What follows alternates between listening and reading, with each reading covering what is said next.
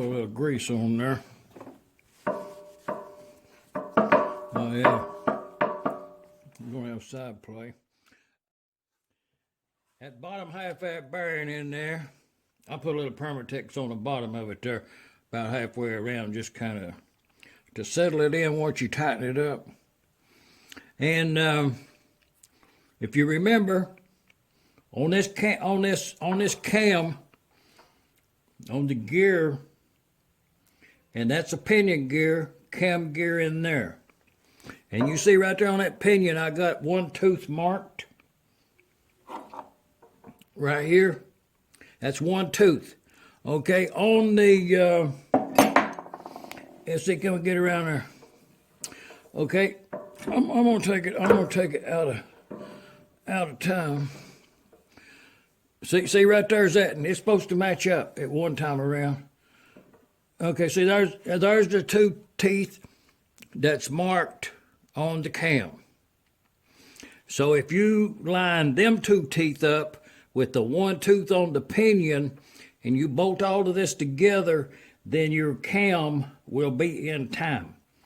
The way you do that is just hold this cam, hold that gear in position, pick up on the crankshaft and turn it around to where that see them when it rotates a little more, them three teeth meshes together. That way. This one is centered on those two. So once it goes around, it's 2 to 1. That's half of it. When it comes around again, they should be in, and there it is. So this engine will be in time. Now let's put them shims in there now. And I kind of laid them up here just a little bit there when I cleaned them up. But I think this is about the right amount. I kept these a separate. And there's a thick shim. Each one of them has this thick shim.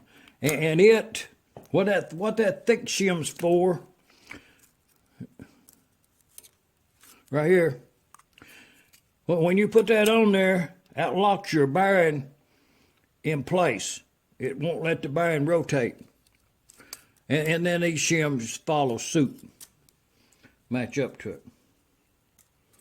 And it's one thick one, and I think there's 2 at 11 thousandths, 1 at 4, and 1 at 7, or some kind of number like that.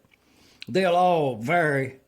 You do want to end up with as many thin shims in there as you can to make up the difference, so that you'll be able to take a thin one out in the future.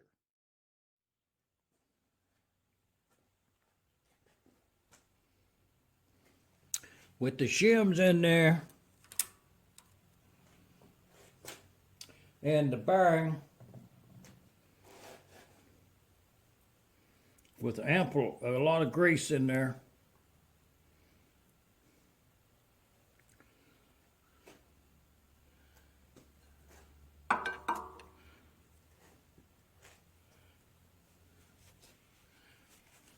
grease hole in the top.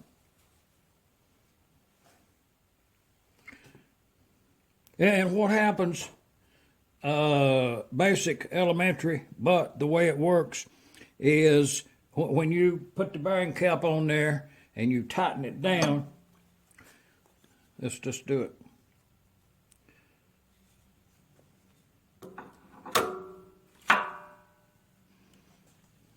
When you tighten all of this together, sandwiches that together right there and puts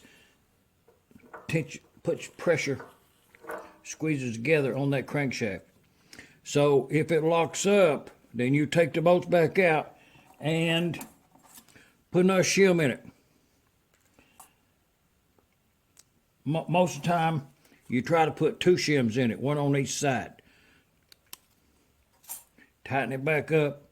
If you have too much play up and down, then you take a shim out. I think I'm reading on the internet, and I think I read something wrong, if I'm not mistaken. This is supposed to be tight enough to where that you've only got like a couple of thousandths play, but you for sure want to have some play, meaning that you would err on it being on the loose side rather than being on the tight side. The tight side on a babbitt bearing is just not good at all. So keeping that in mind, it's a close tolerance, but yet it's not tight.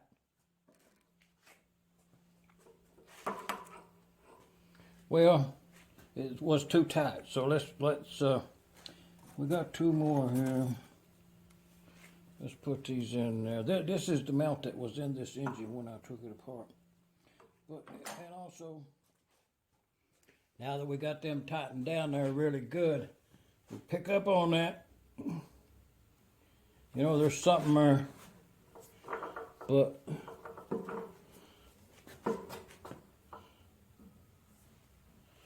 very good.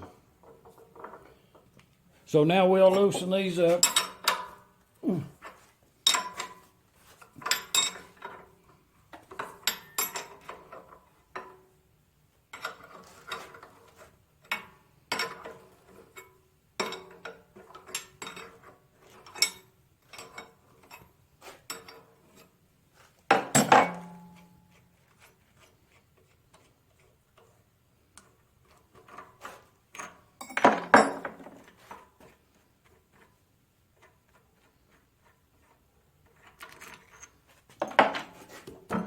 Now we'll go to the other side and put the correct amount of shims in it, and then we'll come back and tighten up both sides to make sure we're still free.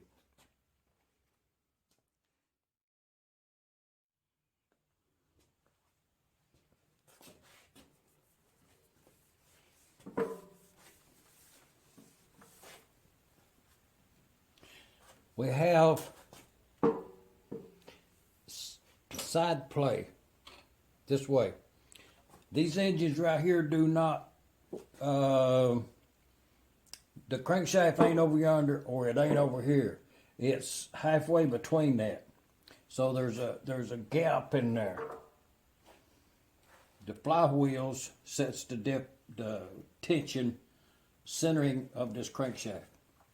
But we got the shims in there. I use that, that's that former gasket sealant right there. That's that number 2, non-hardening kind. I would have used a hardening type on that right there, but I didn't have none of it. It'd be all right, it'd be perfectly okay. But I did seal that up around there with that former gasket there. And ended up with a couple of thin shims under each side. Timing marks are correct. Next step, we'll put the piston in there. Rings on the piston first. That kind of brings us up to the point of how much it's going to cost to what's going to be the cost on this engine. So, probably should make a list over there of what we've used on it so far. And then when we add another part that we have to buy, we'll add it to it. Let's see what we got. Well, we'll pencil something out.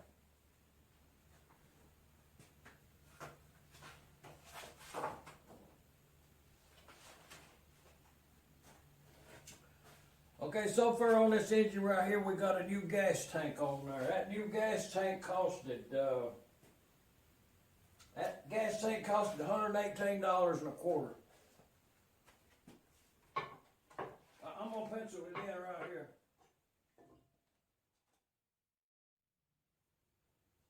Actually, it was 28 cents. 118.28.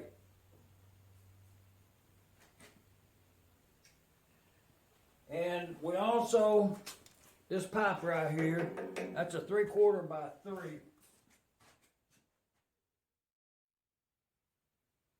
That thing was like, it was $4.25, I think. No, it wasn't. Yeah, it was. Got down to the hardware store. It's got an O-ring. When we put that sleeve in there, we used the O-ring. Yeah, that O-ring cost $9.75 on the internet. And I think that's what I'm going to go by to set the cost on this, is if I had to buy something, a part for it, would be a internet cost. Also, I had to get the on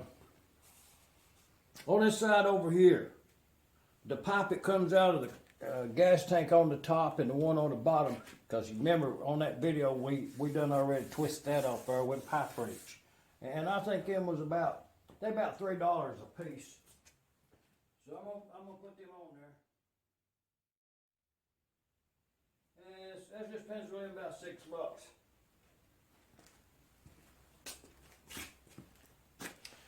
Okay.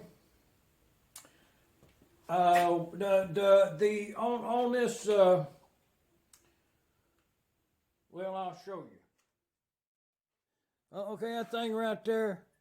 You see that thing sticking out? This pin in that side cover casting. Well, the one on here was worn off even with that right there, and I done already put that in there. It was it was a machine shop operation. So how much do you charge for that? Leave a comment down there.